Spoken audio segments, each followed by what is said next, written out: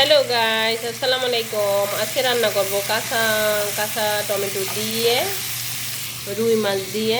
এই যে দেখেন, রুই মাছ ভেজে নিলাম, এটা রান্না করব।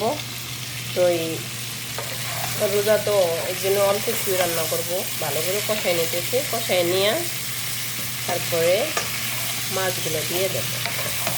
আপনারা যদি আমার বাড়িতে দাওয়াত খেতে আসেন তাইলে চলে আসেন আমার বাড়িতে।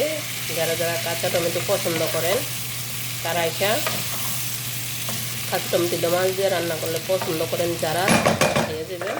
ওকে, তো বন্ধুরা, আমার রান্না হয়ে গেছে। এই তো ইফতারের পরে তোমরা খেয়ে যাও, ঠিক আছে? দাওয়াত রইল।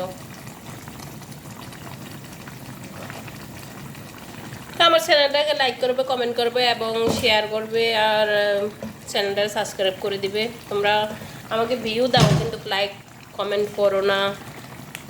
একটু লাইক করবে, কমেন্ট করবে, শেয়ার করবে। ওকে, তোমাদের কাছে রিকোয়েস্ট আমার, আমাকে একটু এগিয়ে যাওয়ার জন্য সাহায্য করো।